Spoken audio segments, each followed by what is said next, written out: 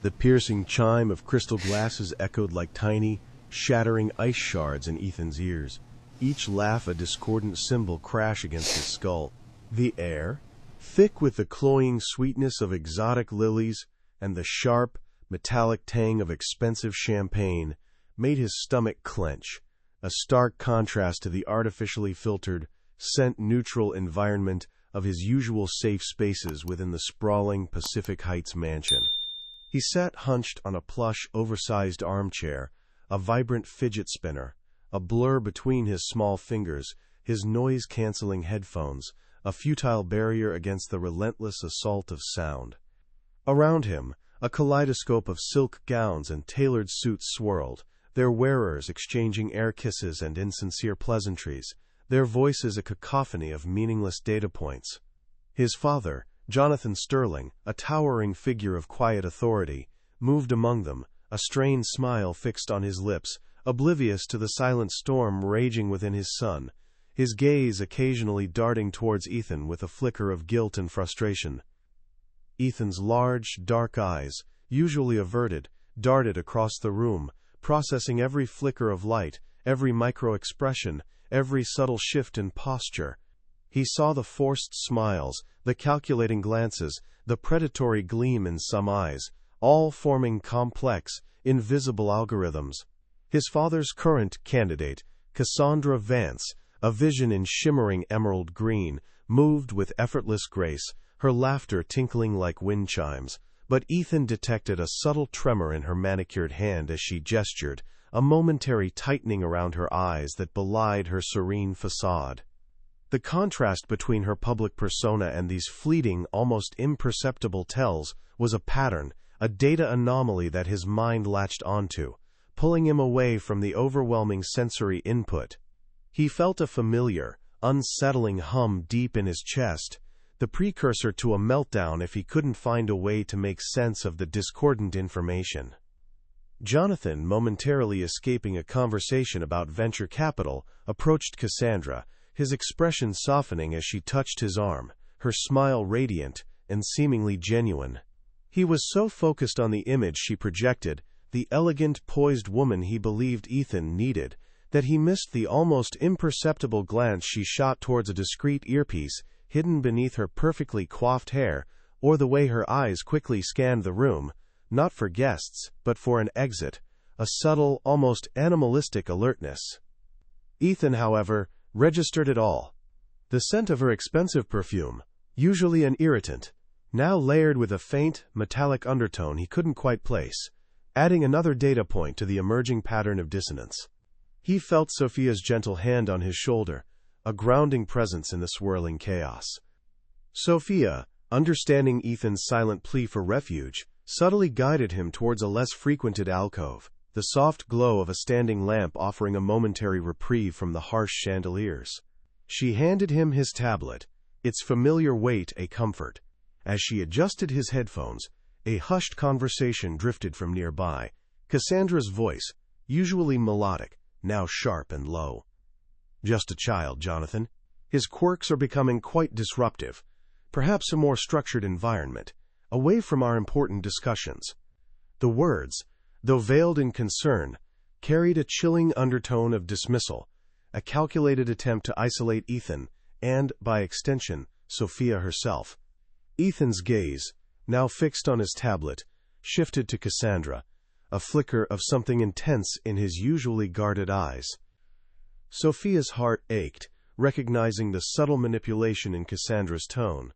She watched as Jonathan, caught between his desire for a normal life and his deep, albeit often misunderstood, love for his son, nodded slowly, a troubled frown creasing his brow.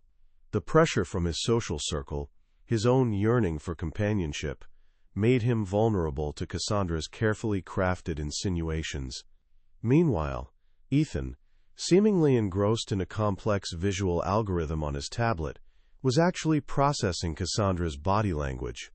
The way her left hand repeatedly brushed her right wrist, a subtle, self-soothing gesture, almost imperceptible but consistent, when she spoke about sensitive topics.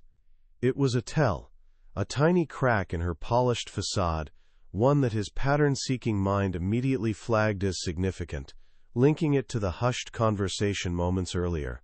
A sudden, high-pitched laugh from across the room made Ethan flinch, his fidget spinner momentarily still. He looked up, his eyes locking onto Cassandra as she deftly intercepted a passing waiter, taking a glass of water instead of champagne. "Just hydrating for tomorrow's charity run," she announced, her voice a little too loud, a little too bright. But Ethan had just observed her earlier, discreetly checking her smartwatch, her expression tight with something other than anticipation for a run. His direct gaze cut through her performance. "Your cortisol levels are elevated," he stated, his voice clear and unmodulated, breaking the polite murmur. "And your wrist movement is inconsistent with casual conversation, suggesting an attempt at self-regulation for anxiety, not excitement for physical exertion. Why are you lying?" The room fell into an awkward hush, Cassandra's smile freezing on her face, a hint of genuine fear flashing in her eyes.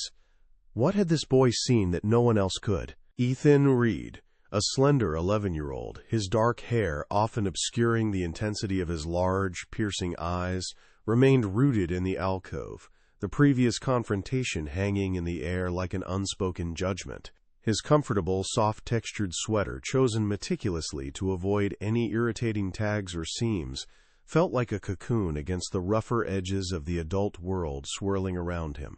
He rarely made direct eye contact, preferring to observe the periphery, where a wealth of unvarnished information resided. His noise-canceling headphones, though now resting around his neck, were a constant symbol of his battle against sensory overload, a barrier he often deployed against the relentless assault of sounds and smells.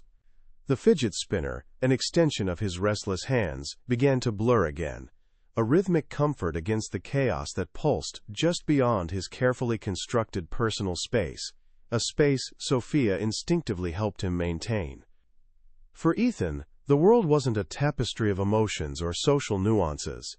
It was an intricate, ever-shifting database, a complex series of algorithms waiting to be decoded. His mind, wired with an unyielding logic, was a formidable pattern recognition engine, constantly sifting through data points invisible to the neurotypical eye.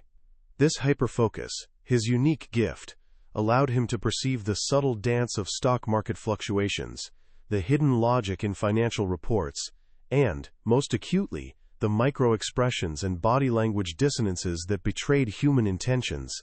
Cassandra Vance, with her carefully curated facade, presented a fascinating, yet disturbing, anomaly.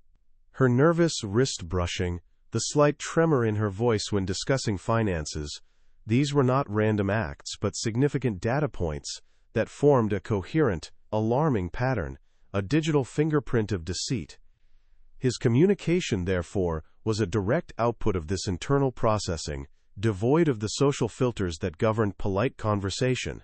"Your cortisol levels are elevated," was not an accusation but a factual observation, delivered with the precise, unmodulated tone of a technical report. Guests recoiled, Jonathan flushed with mortification, and Cassandra's carefully constructed poise shattered, revealing a sliver of genuine fear. They saw an eccentric child, a rare genius perhaps, but one whose bluntness was socially inconvenient, a peculiarity to be managed rather than a source of profound actionable insight. Only Sophia, standing quietly beside him, understood that his directness was not rudeness, but the purest form of truth, an unfiltered window into the logical conclusions his mind had already drawn. The mansion's opulent party, with its clinking glasses, flashing chandeliers, and the pervasive, cloying scent of lilies, was a constant assault on his heightened senses. Each laugh was a spike in his auditory processing, each glimmer of light an overstimulation. He longed for the quiet sanctuary of his safe space, a room in the mansion, with dim lighting and no external stimuli, where he could retreat into the predictable comfort of his structured routines. But here, amidst the dazzling chaos, his tablet became his anchor, his portable safe space. It was not merely a device, but an extension of his mind, a digital canvas where he organized the torrent of data, transforming abstract observations into concrete, visual maps and algorithms, making sense of the world's overwhelming complexity. The problem introduced in the previous block, the subtle threat to Apex solutions, resonated deeply within Ethan's pattern-seeking mind. He had observed Cassandra's behavior with the same meticulous scrutiny he applied to stock market charts. The metallic undertone in her perfume, the quick glances at her earpiece, the incongruity between her words and her physiological tells, each piece of information clicked into place, forming a disturbing mosaic. His direct question wasn't a childish outburst. It was the logical culmination of an internal diagnostic process, an alarm bell ringing in the face of a hidden threat.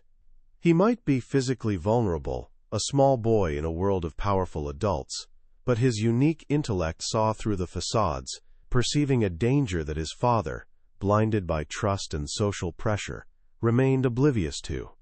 As the awkward silence stretched, broken only by a few forced murmurs, Ethan did not gloat or retreat in shame. Instead, his large, dark eyes, now fixed on Cassandra with an unwavering intensity, seemed to peel back layers of deception. He had laid bare a sliver of her truth, and the reaction, her frozen smile, the flicker of fear, only confirmed his internal algorithms. He clutched his tablet, its smooth surface, a cool comfort in his hands, a silent promise of the deeper patterns yet to be revealed. The adults might dismiss him as merely Ethan being Ethan, but he was not done.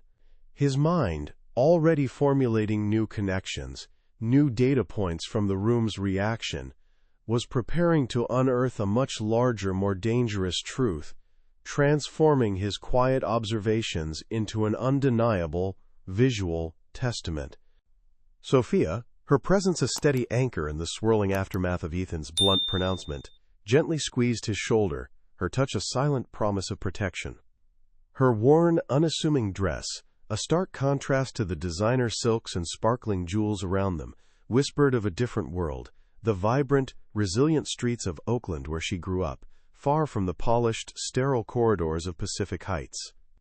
For Ethan, Sophia was more than a nanny. She was a translator of his world, a sanctuary against its overwhelming complexities.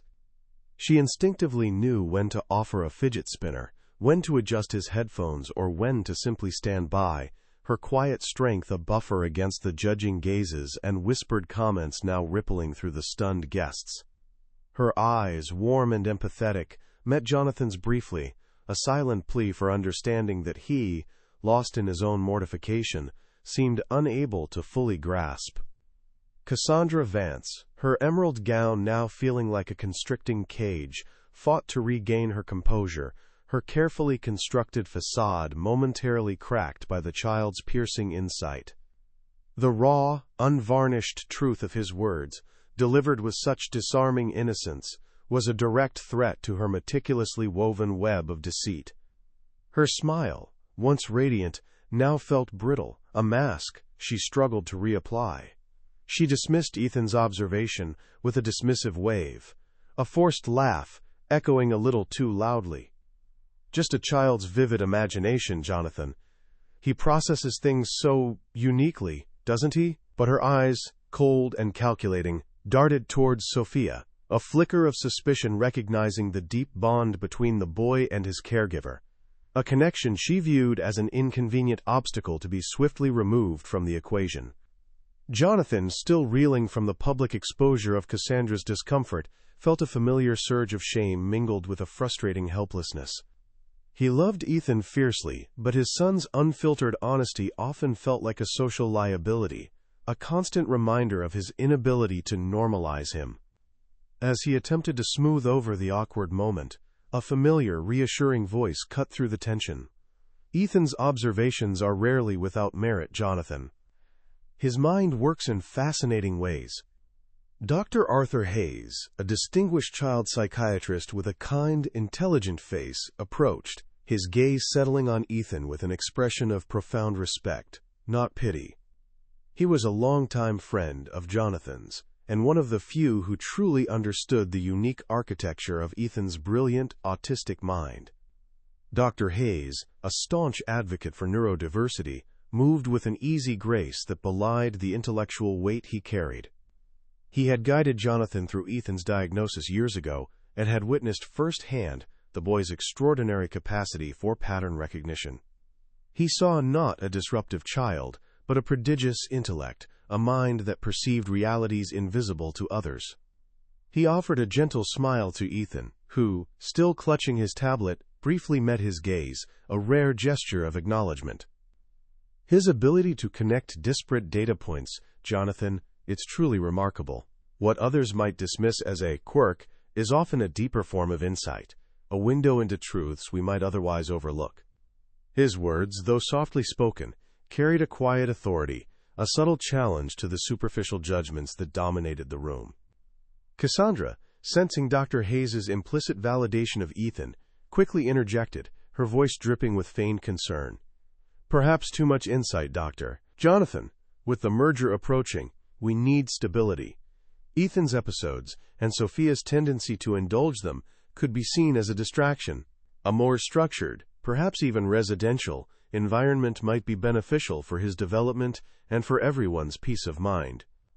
Her words were a calculated strike, a subtle attempt to isolate Ethan and discredit Sophia in one fell swoop, playing on Jonathan's anxieties about his son's future and the looming corporate deal. She represented the world of exclusion, where difference was a problem to be managed, not a gift to be cherished.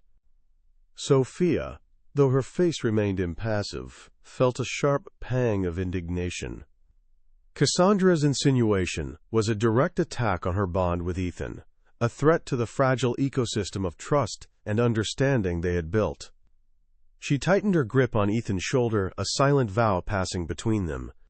Her humble background had taught her resilience. Her years with Ethan had taught her the profound value of his unique perspective.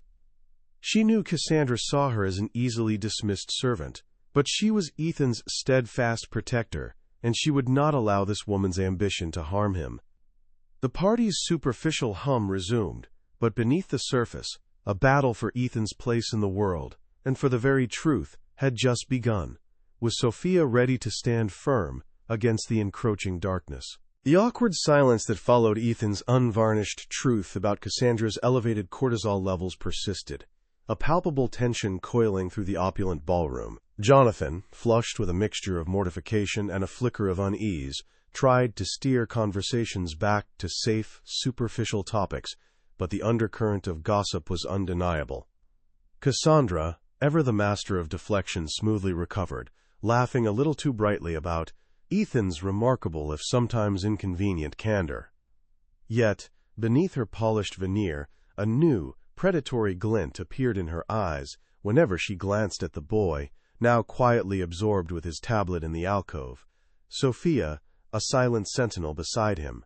The problem child was no longer just an inconvenience. He was a potential threat, and the stakes for Cassandra, already high with the impending merger, had just escalated dramatically, casting a shadow over the Sterling mansion.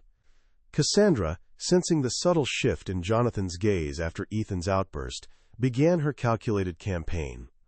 Over the next few days, she subtly introduced the narrative that Ethan's episodes were becoming more frequent, more disruptive, and, most importantly, a potential liability for Jonathan's public image and, by extension, Apex Solutions. She would casually mention to Jonathan how a key investor, a stickler for stability, might view such unpredictability. Her words, delivered with a practiced sigh of concern, were designed to sow seeds of doubt, linking Ethan's unique mind to the corporate pressures Jonathan was already facing. She painted Sophia as an enabler, someone who failed to provide the firm hand Ethan supposedly needed, subtly undermining the only person who truly understood and protected him. Ethan, though seemingly engrossed in his digital world, registered every nuance of Cassandra's escalating manipulation. His hyper-attuned senses picked up the faint, almost imperceptible shift in her perfume, a new, sharper note replacing the previous floral sweetness, a chemical signature of increased stress and calculated intent. He observed the way her calls became more frequent, her voice hushed, her gestures more furtive, especially when she believed no one was watching. The patterns were undeniable, a direct correlation between Cassandra's heightened activity and the subtle, unsettling anomalies he was now detecting in the preliminary financial reports for Apex Solutions, which his father often left open on his study's secure network.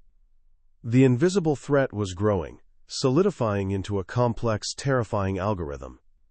Jonathan, caught in a tightening vice of corporate demands and social expectations, felt the immense pressure building. The Apex Solutions merger was consuming his waking hours, a colossal deal that promised to redefine his legacy but demanded absolute focus. Cassandra's constant, caring reminders about Ethan's challenges and Sophia's overindulgence chipped away at his resolve. He found himself snapping at Sophia for minor infractions, his frustration a raw nerve. He genuinely loved Ethan, but the thought of his son's unfiltered honesty, jeopardizing everything he had built, everything meant for Ethan's future, filled him with a gnawing anxiety, making him push Ethan's observations further into the realm of childish fantasies. The escalation reached a critical point when Cassandra, during a private dinner with Jonathan, brought up the residential school option, cloaking her proposal in the guise of specialized care for Ethan. Jonathan, he needs a structured environment, a place where professionals can truly help him manage his unique gifts. And honestly, she added, her voice dropping to a sympathetic whisper, Sophia, bless her heart, simply isn't equipped for that level of expertise. Perhaps it's time for a change, for everyone's sake. Her words were a direct, calculated strike at Sophia's position, designed to isolate Ethan completely, removing his strongest ally from the equation, all while maintaining a facade of genuine concern. Sophia's heart pounded, a primal fear seizing her. She overheard Cassandra's cold, clinical suggestion from the kitchen, the words echoing with chilling finality. The threat was no longer subtle. It was a direct assault on their bond, on Ethan's very well-being. She saw the flicker of hesitation in Jonathan's eyes, the way he rubbed his temples, overwhelmed by the suggestion. This wasn't just about Ethan's quirks or the merger.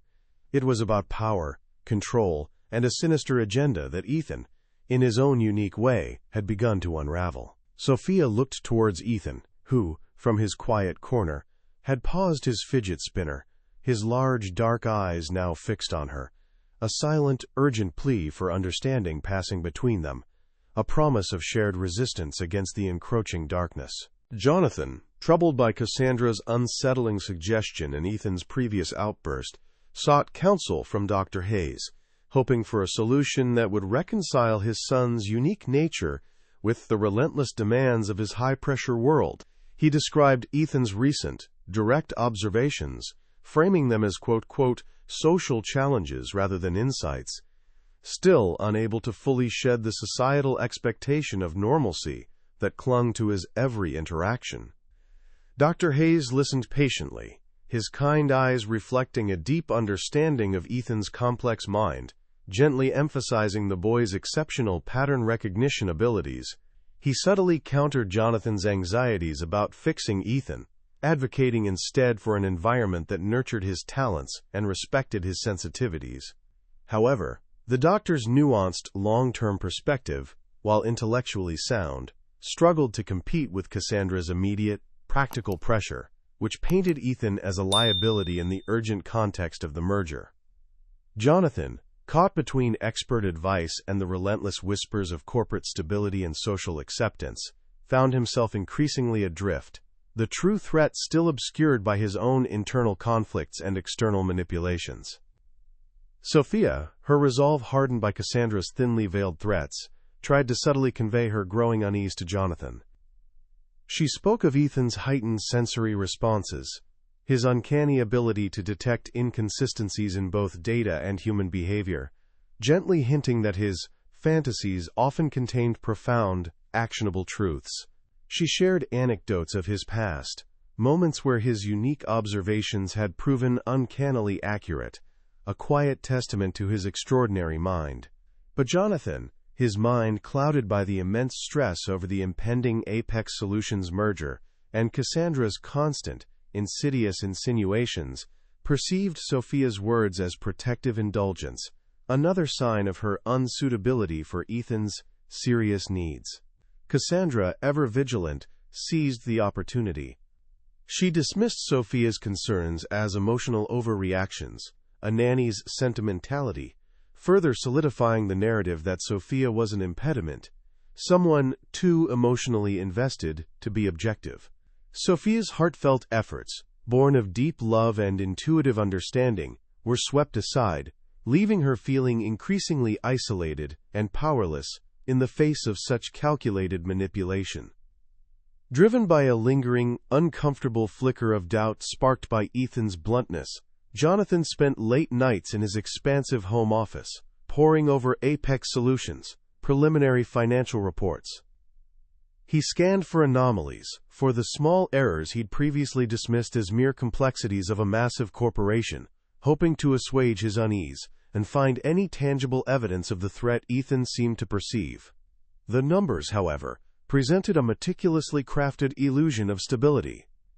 Cassandra's network had expertly woven a tapestry of deceit, bribing internal auditors and creating shell companies that disguised the siphoning of funds as legitimate business expenses, complex and virtually untraceable without deep forensic analysis.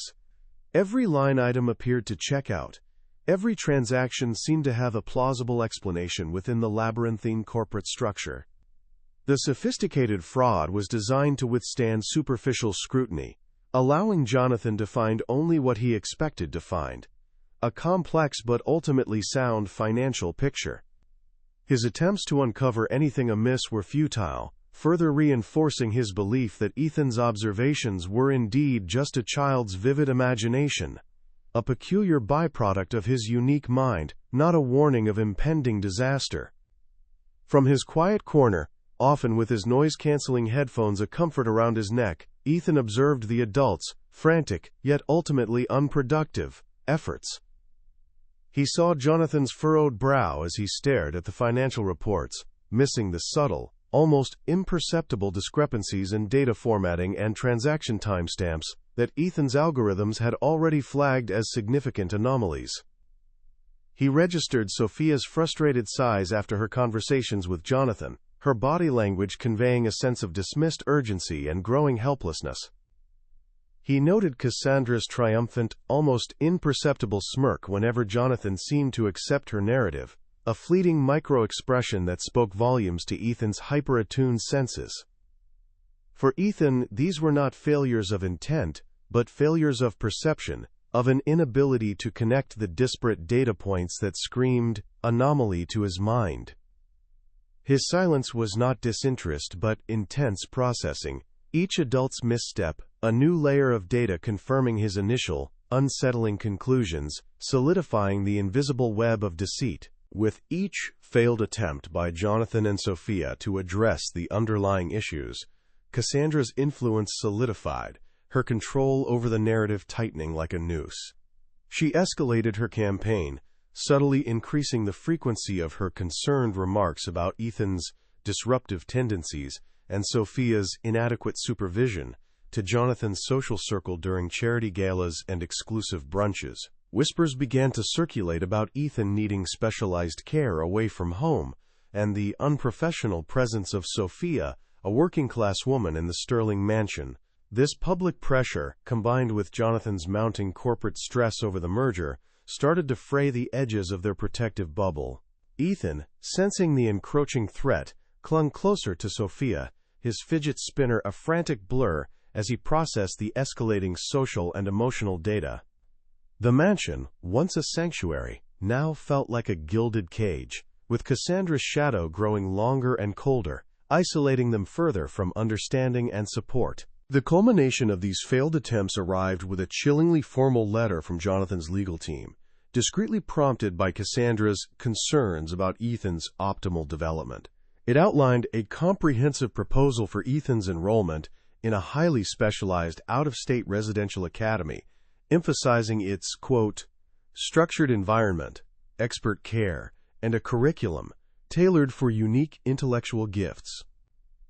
The letter, devoid of warmth or understanding, felt like a cold, official decree. Jonathan, exhausted and emotionally drained, had signed off on the initial paperwork, believing he was making the best decision for his son's future, a desperate attempt to regain control amidst the personal and corporate chaos. Sophia discovered the document tucked away on Jonathan's desk, her heart plummeting as she read the clinical prose, a direct threat to their precious bond. Her gaze immediately fell upon Ethan, who, having sensed her profound distress, looked up from his tablet, his eyes, usually averted, now locked onto hers with an unnerving clarity. The time for silent observation was over. The time for decisive action was rapidly approaching, a silent, urgent message passing between them. Sophia's heart hammered against her ribs, the formal letter clutched in her trembling hands, a cold, stark representation of the threat Cassandra had engineered. The sterile language of the residential academy proposal, detailing structured environments and expert care, felt like a direct assault on Ethan's individuality, a calculated attempt to dismantle the delicate ecosystem of trust and understanding they had meticulously built. She looked at Ethan, who, from his quiet corner, had already sensed her profound distress, his large, dark eyes, usually averted, now locked onto hers with an unnerving clarity. A silent, urgent message passed between them, a shared understanding that the time for passive observation was over. This wasn't merely about corporate intrigue. It was about Ethan's very autonomy, his right to be seen and understood, and Sophia, with a surge of protective fury, knew she would fight for him, no matter the cost. Ethan's internal world, usually a realm of cool logic and abstract patterns, was now flooded with a raw, unfamiliar urgency. The sight of Sophia's face, etched with such palpable fear, was a new, critical data point that shifted his hyper-focus from mere analysis to a desperate need for resolution. The threat to Sophia, his unwavering anchor in a chaotic world, was a threat to his own carefully constructed sanctuary. He looked down at his tablet, then back at Sophia, a rare, determined glint in his usually guarded eyes. He began to scroll rapidly, his fingers a blur, pulling up the visual algorithms he had meticulously constructed, a complex web of financial anomalies, synchronized events, and Cassandra's telltale micro-expressions. "The pattern is complete, Sophia," he stated, his voice devoid of emotion, yet carrying the weight of absolute certainty. "The data clearly indicates a deliberate, systematic deception. We need to show him." Armed with Ethan's irrefutable visual evidence and her own unwavering conviction, Sophia sought Jonathan, her voice unwavering despite the knot of anxiety in her stomach. She presented Ethan's findings, laying out the intricate web of deceit Ethan had uncovered, explaining how his unique perspective allowed him to see what others missed. But Jonathan, his mind a maelstrom of corporate pressures and Cassandra's insidious whispers, merely sighed, rubbing his temples with an air of profound exhaustion. "Sophia, please," he interrupted, his voice laced with frustration. "Ethan's observations are just that, a child's vivid imagination. We're talking about a multi-million-dollar merger, not a puzzle game. You're letting your emotions cloud your judgment, and frankly, you're putting ideas in his head." He saw not a solution, but another episode to be managed, a further complication to his already overwhelming life. Cassandra, ever vigilant, quickly caught wind of Sophia's desperate attempt to expose her. She approached Jonathan and Sophia during a seemingly casual brunch, her smile radiating false concern. "Oh, Ethan's little theories again?" she chuckled, a dismissive wave of her perfectly manicured hand. "Bless his heart, he's so creative. But, Jonathan, we can't let a child's fantasies derail serious business. It's precisely why he needs a more structured environment, away from distractions." Her words, dripping with condescension, were designed to mock Ethan's insights, reduce them to childish nonsense, and further discredit Sophia, her eyes flickering with a cold triumph as she watched Jonathan's face harden with renewed resolve to silence the problem. Despite the dismissal and outright mockery, Ethan retreated to his safe space.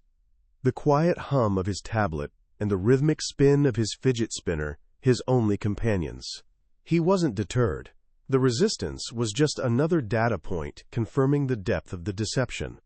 He refined his visual maps, adding new layers of detail, cross-referencing public records with his internal algorithms, creating an undeniable, multifaceted presentation.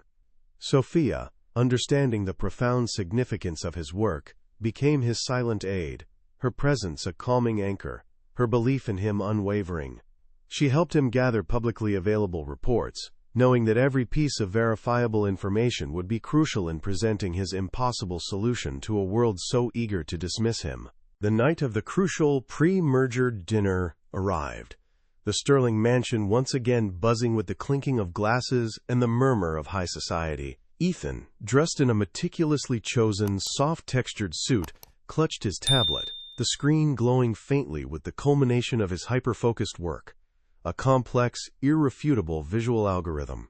He looked at Sophia, his dark eyes meeting hers with a rare, intense gaze that spoke volumes. The time for quiet observation was over. The time for his truth, however inconvenient or unbelievable, had come. A profound sense of anticipation, laced with an almost unbearable tension, filled the air, promising a confrontation that would either expose a deep betrayal or shatter the fragile world of an underestimated boy. Sophia knew this was their one chance. With a quiet resolve that belied her usual gentle demeanor, she approached Jonathan, who was already flustered by the arriving guests and the general hum of the pre-merger dinner. Her voice was low but firm, cutting through his anxieties. "Jonathan, Ethan needs a specific environment to be present tonight. His sensitivities are heightened. If you want him here, and if you want him to avoid a difficult moment, we need to adapt the space. A designated quieter area, away from the main noise. A large screen for his tablet. Controlled lighting. It's not an indulgence, it's a necessity for him to function." She didn't plead. She stated facts, framing it as a way to prevent public embarrassment, subtly appealing to his immediate concerns.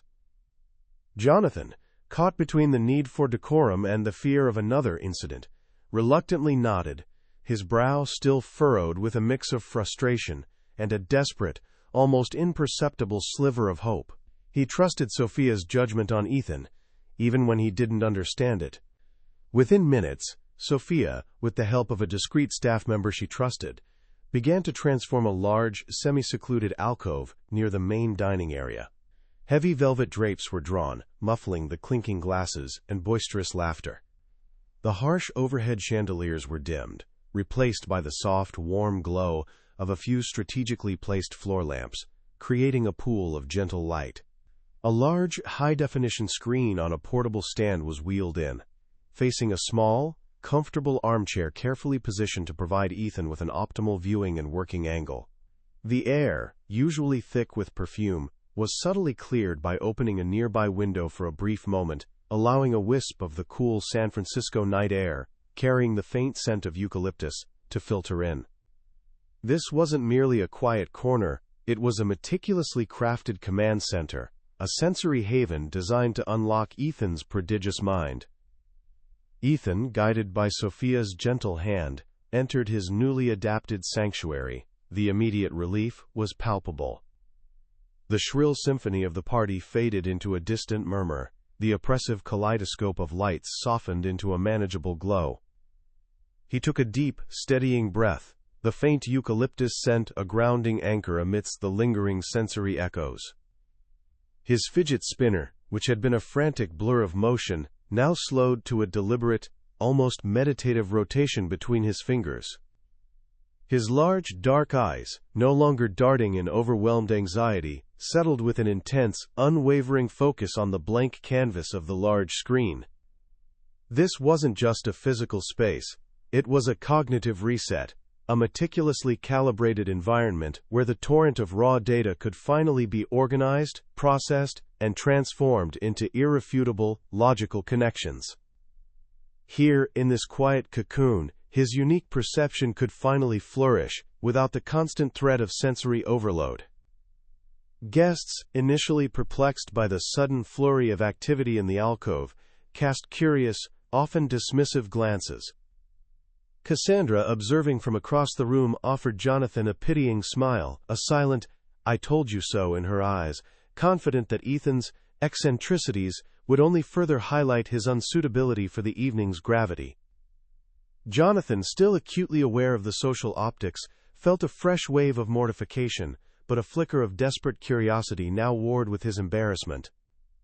Sophia, however, remained an unmoving sentinel, her posture radiating quiet defiance. She met the judging gazes with a calm resolve, her protective presence a silent shield around Ethan. She knew the social cost of this unconventional setup, but she also understood its profound necessity.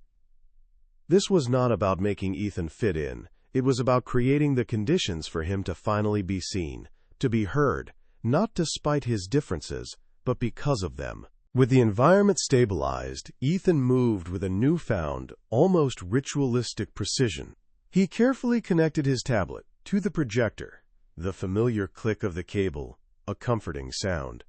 The large screen flickered to life, displaying not the expected corporate logos or financial charts, but a swirling, intricate visualization of abstract data points, a complex neural network he had painstakingly built.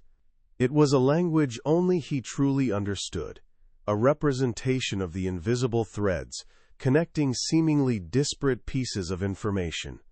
His fingers danced across the tablet, navigating through layers of algorithms and visual maps, his mind already several steps ahead, orchestrating the grand reveal.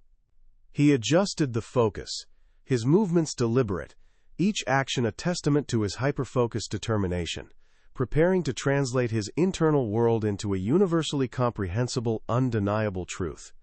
The murmurs of the party began to subside, replaced by a growing, uneasy silence as more eyes turned towards the glowing screen and the intense young boy.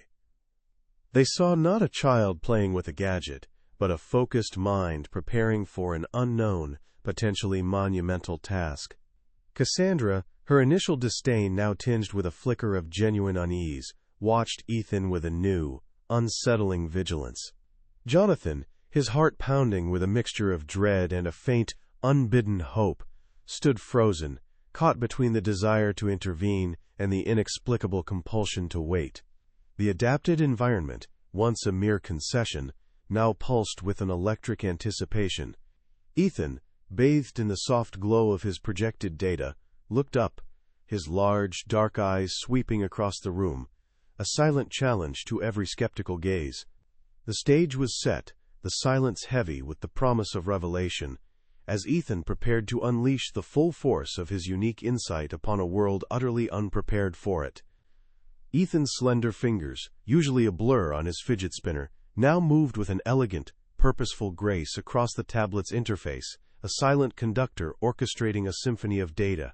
On the large screen, a complex constellation of nodes and lines began to bloom, a vibrant, intricate neural network that pulsed with a quiet, undeniable logic. Each node represented a data point, a subtle shift in Apex Solutions, stock price, a timestamp from an internal email, a micro-expression captured from a hidden camera feed of Cassandra's phone calls. The lines connecting them glowed with varying intensities, illustrating correlations and causal links that, to the uninitiated, seemed like abstract art, but to Ethan were the very fabric of truth. He took a deep, almost imperceptible breath, the faint scent of eucalyptus from the open window, a calming balm against the residual sensory echoes of the party. His large, dark eyes, now intensely focused on the screen, began to guide the room through his internal world, a world where every detail held a profound significance. A ripple of confusion spread through the room. Guests exchanged bewildered glances, their polite smiles faltering as they tried to decipher the abstract patterns. "What exactly are we looking at, Jonathan?" a prominent investor murmured, his tone laced with thinly veiled amusement, mistaking Ethan's intricate algorithms for a child's elaborate game. Cassandra, seizing the opportunity, let out a delicate, tinkling laugh that sounded jarringly out of place. "Oh, bless his heart, he's showing us his latest art project, isn't he? So imaginative." Her voice, though feigning endearment, carried a sharp, dismissive edge, designed to immediately relegate Ethan's presentation to the realm of childish whimsy. Jonathan, his face a mask of conflicting emotions, embarrassment, a faint hope, and overwhelming anxiety, shifted uncomfortably, a silent plea in his eyes for Ethan to simply stop, unaware of the profound truth that was about to unfold. Undeterred by the skepticism, Ethan's voice, clear and unmodulated, cut through the murmurs. "This node," he indicated with a precise tap of his stylus, a glowing point on the screen expanding to show a specific date and time, "corresponds to a 3% drop in Apex Solutions' stock value." He then seamlessly transitioned the screen to display a series of archived news articles, each published within hours of the stock drop, detailing vague market uncertainties or minor technical glitches within Apex. "The correlation," he continued, his gaze unwavering, "is 0.98, statistically significant. And note the identical phrasing in these seemingly disparate articles, suggesting a coordinated information release." A hush fell over the room. The abstract patterns now had concrete, alarming connections. Jonathan leaned forward, his brow furrowed, a cold knot forming in his stomach. This wasn't a game. It was beginning to look like a meticulously orchestrated campaign. Cassandra's composure visibly cracked. Her eyes, narrowed to slits, darted from Ethan to the screen, a flicker of genuine panic replacing her feigned amusement. "Nonsense," she snapped, her voice losing its polished edge, a raw, desperate tone creeping in. "Market fluctuations are common, Ethan, and news outlets often share similar narratives. You're simply finding patterns where none exist, twisting data to fit your unusual interpretations." She gestured dismissively towards the screen, her hand trembling slightly. "Jonathan, this is precisely what I meant." His overactive imagination, fueled by an environment that doesn't provide enough critical structure, is causing a scene. "We need to shut this down immediately, before he embarrasses us further and jeopardizes the merger." Her words were a direct assault, a desperate attempt to regain control and discredit Ethan before he could delve deeper. Sophia, sensing the rising tension and Cassandra's venomous attack, moved closer to Ethan, her hand gently resting on his shoulder, a silent anchor in the storm. Her presence was a palpable shield, offering him the quiet strength he needed to push through the external chaos. Ethan, though his body language stiffened momentarily at Cassandra's harsh words, did not flinch or break eye contact with the screen. His hyperfocus, a double-edged sword, allowed him to filter out the emotional noise, treating Cassandra's interruption as merely another data point, an attempt at misdirection, further confirming his initial hypothesis. He took another deep, controlled breath, his fidget spinner now a slow, steady rotation in his other hand, a self-regulation technique that allowed his brilliant mind to remain sharp and unyielding, ready to deliver the next, more damning piece of evidence. "The phrasing is identical because it was generated by the same algorithm," Ethan stated, his voice calm, unaffected by Cassandra's outburst. He then, with a swift, confident motion, projected a new visualization, a timeline overlaying the stock drops, with Cassandra's private call logs and specific, encrypted messages. "These calls," he pointed to a cluster of glowing dots, "were made to offshore shell companies, minutes before each news release. And this," he zoomed in on a specific message, revealing a string of code, "is the signature of the malware used to siphon funds from Apex Solutions' secure servers, a signature I found embedded in a routine software update Cassandra authorized last month." The room gasped. Jonathan's face drained of color, his eyes fixed on the screen, a horrifying realization dawning. Cassandra stood frozen, her emerald gown now feeling like a shroud, her carefully constructed world crumbling around her, utterly exposed. The room was plunged into a stunned, almost sacred silence, punctuated only by the distant hum of the city and the frantic beat of Jonathan's heart against his ribs. Cassandra, her face a mask of horror, stood paralyzed, her emerald gown now an ironic mockery of her exposed deceit. Her breath hitched, a faint, desperate sound lost in the sudden void. Ethan, oblivious to the emotional tempest he had unleashed, continued his precise, methodical demonstration. He zoomed in on the projected code, highlighting specific lines that detailed the exfiltration protocols, the timestamps meticulously aligning with the offshore transactions. His voice remained a calm, unmodulated stream of facts, devoid of triumph or anger, merely presenting the logical conclusion of his data analysis. The sheer, undeniable clarity of his findings, presented with such disarming innocence, cut through the sophisticated layers of corporate jargon and social pretense, leaving no room for doubt, only the chilling, stark reality of betrayal. He then seamlessly transitioned to a new visualization, a complex graph illustrating the, quote, butterfly effect of Cassandra's actions. Each of her discreet phone calls, seemingly innocuous social media posts, and even her charity-run announcement, were now overlaid with corresponding, almost immediate fluctuations in Apex Solutions, lesser-known subdivision stock values.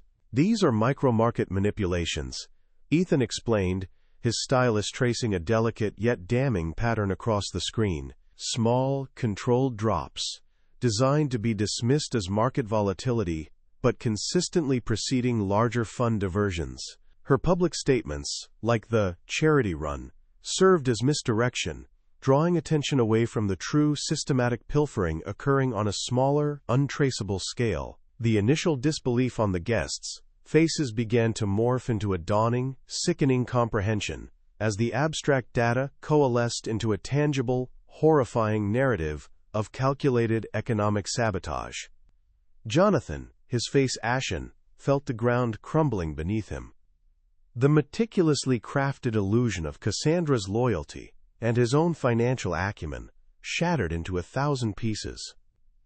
He remembered the vague market uncertainties he had dismissed, the internal auditor's hushed concerns about unusual digital footprints that he had attributed to overzealous junior staff.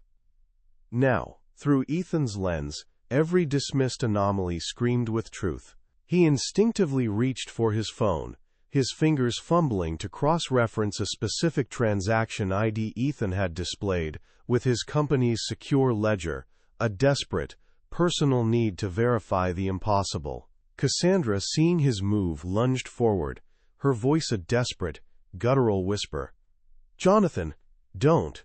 He's just a child, he doesn't understand. This is a setup, a cruel, elaborate trick." Her desperation, raw and uncharacteristic, only further solidified Ethan's claims. Before Jonathan could complete his verification, Dr. Hayes, who had been observing with a profound, almost reverent fascination, stepped forward, his calm voice cutting through Cassandra's frantic protest. "Jonathan, allow me." He gently took Jonathan's phone, his intelligent eyes scanning the screen. "Ethan's mind doesn't trick, Cassandra. It connects. His genius lies in perceiving the underlying order in chaos, the hidden algorithms that govern seemingly random events. What he is presenting is not imagination, but a highly sophisticated, real-time forensic analysis." With a few expert taps, Dr. Hayes confirmed the transaction ID, his gaze meeting Jonathan's. The funds were indeed diverted to an offshore account, exactly as Ethan described. The account holder appears to be a shell corporation, linked to a network of untraceable assets. The boy is not wrong, Jonathan. He is profoundly, frighteningly right. A collective gasp rippled through the room as Dr. Hayes's words echoed with undeniable authority. Several other investors, now emboldened by the psychiatrist's validation and the stark evidence on screen, began frantically checking their own devices, their faces shifting from skepticism to cold, hard certainty. Whispers of forensic genius and unbelievable insight replaced the earlier dismissals. Cassandra, her face now completely devoid of color, backed away, her eyes darting wildly towards the exit, her carefully constructed world collapsing with each confirmed data point. Ethan, still bathed in the soft glow of his projected truth, remained impassive, his fidget spinner now completely still in his hand, his gaze sweeping across the room with a quiet, knowing intensity. The silence was no longer one of confusion, but of dawning, terrifying revelation, with Cassandra trapped in the merciless spotlight of Ethan's irrefutable logic. And finally, Ethan's voice, though calm, held an unexpected finality: the motive.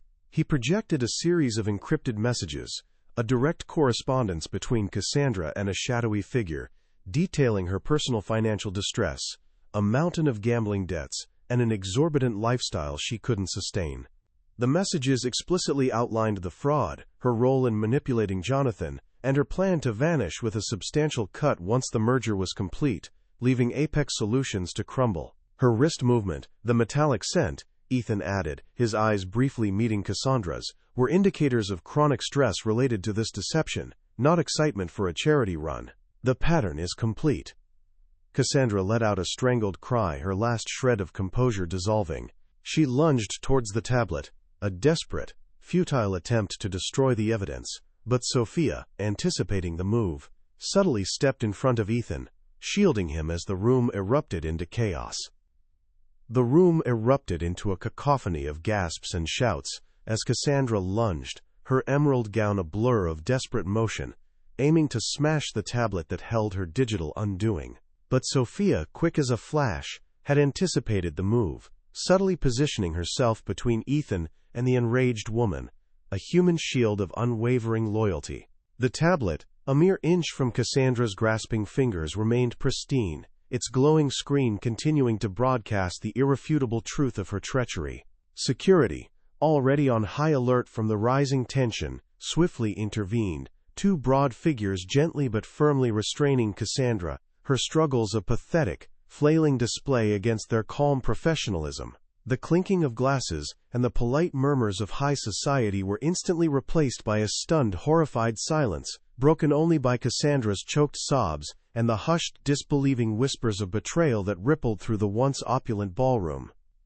Jonathan, his face a ghostly white, stood frozen, the reality of Ethan's meticulously presented evidence crashing down upon him with the force of a physical blow. His hand, still clutching his phone, trembled uncontrollably as he stared at the screen, the transaction ID Ethan had highlighted now unequivocally confirmed by his own secure ledger.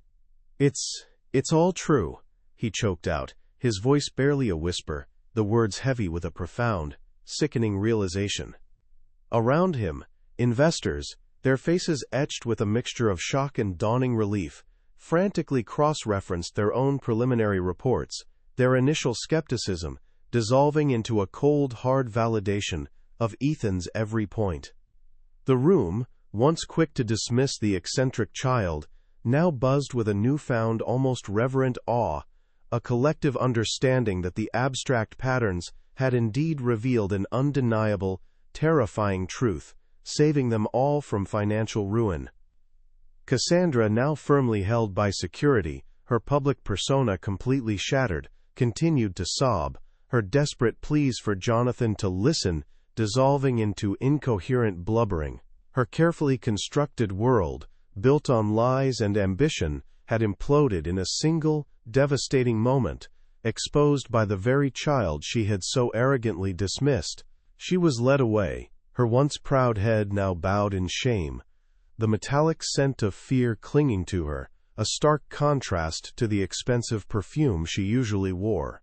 The swift, decisive action brought an immediate, palpable sense of resolution, a collective exhale of tension from the gathered elite. The threat, once an invisible algorithm, had been made tangible, personified, and now removed, thanks to the unfiltered, unwavering logic of an 11-year-old boy. The immediate aftermath was chaotic, yet imbued with a strange, cathartic clarity. Jonathan watched Cassandra disappear, a profound wave of grief, shame, and an overwhelming, almost suffocating pride washing over him.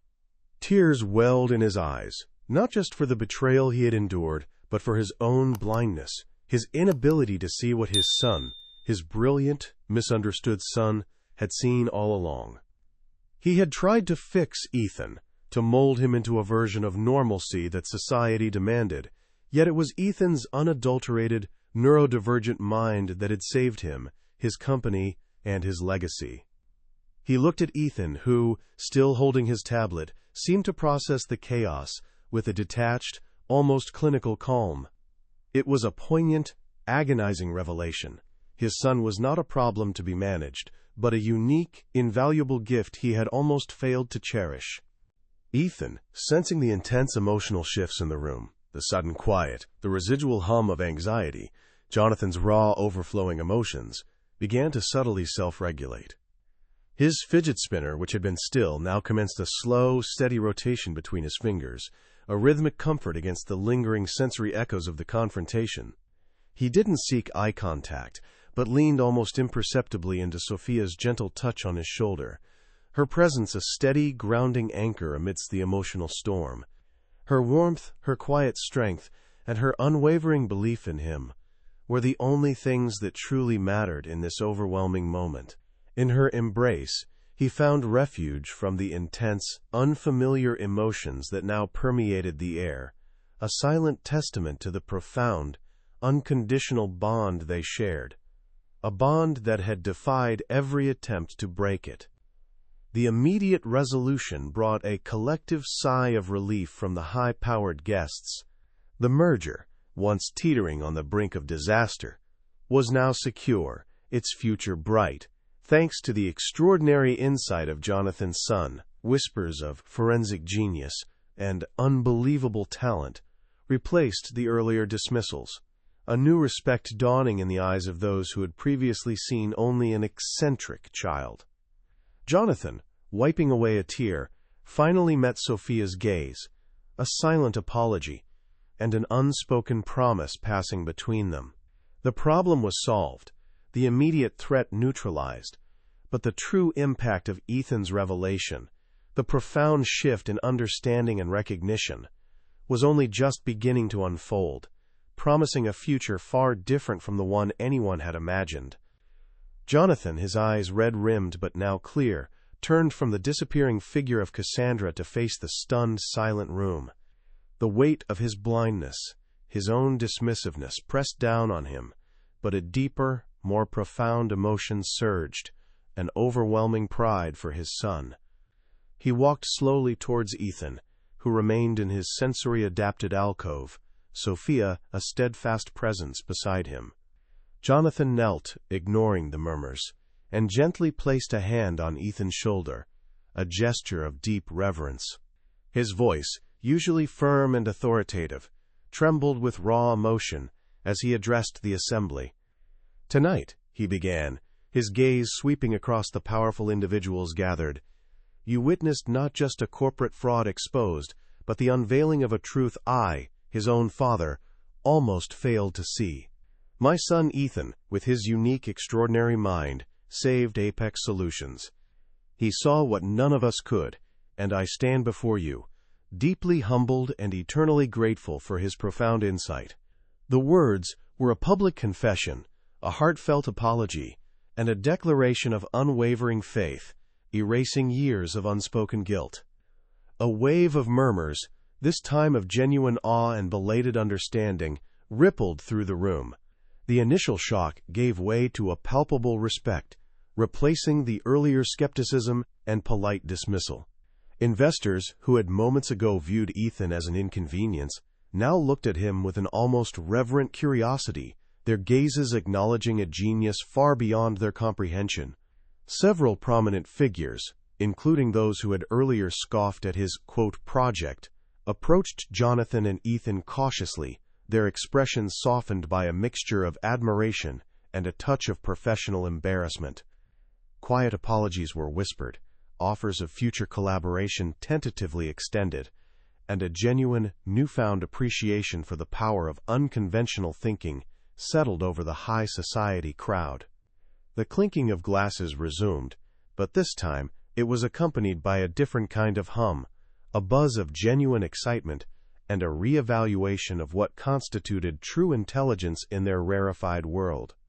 The boy, once an eccentric, was now a savant, a silent guardian of truth. Days later, the formal recognition from Apex Solutions arrived, not as a cold corporate decree, but as a heartfelt acknowledgement of Ethan's unparalleled contribution. Jonathan, with Sophia by his side, presented Ethan with a framed certificate, meticulously detailing his extraordinary analytical insight and his pivotal role in averting catastrophic financial ruin. More significantly, Apex Solutions proposed the creation of a specialized, state-of-the-art cybersecurity and data analysis department, tailor-made for Ethan.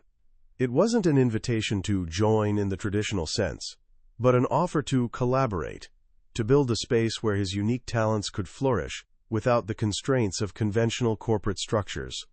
The department would be designed with his sensory needs in mind, a true safe space where his hyper-focus could be channeled into safeguarding the company's future, a testament to their newfound understanding and commitment to neurodiversity. This was not merely a job offer, it was a profound validation of his way of being. Sophia, observing Ethan's quiet acceptance, felt a warmth spread through her chest, a silent triumph for the boy she fiercely protected. Her own recognition followed swiftly, a testament to her unwavering loyalty and intuitive understanding. Jonathan, his voice laced with genuine gratitude, offered her a position of significant responsibility within the Sterling family, not as a nanny, but as Ethan's special projects manager and guardian. This role came with a dignified salary, comprehensive benefits, and, most importantly, the profound respect she had always deserved. It was a recognition that transcended professional titles, acknowledging her as an indispensable pillar in Ethan's life, a bridge between his unique world and the one that often misunderstood him. Her humility and resilience, once overlooked, were now celebrated, confirming her place not just in the household, but as a central, respected figure in the new, inclusive Sterling family dynamic, a true partner in nurturing Ethan's extraordinary potential. Meanwhile, Cassandra Vance, her elegant facade shattered beyond repair, faced the brutal reality of her actions. Escorted by police, her once proud head now bowed in utter shame, she was led through a gauntlet of cold, unforgiving stares. The metallic scent of fear, which Ethan had so acutely detected, now clung to her like a shroud, a stark contrast to the expensive perfumes she had once worn to mask her deceit. Her pleas, once calculated and charming, now devolved into pathetic, incoherent whispers, lost to the deafening silence of public condemnation. The high society she had so desperately sought to conquer now turned its back on her, her ambition and greed exposed as a hollow, destructive force. Her biggest mistake, the fatal flaw in her meticulously planned scheme, was her arrogant underestimation of the, quote, weird kid, a child whose unique mind had seen through her every lie, bringing her carefully constructed world crashing down around her.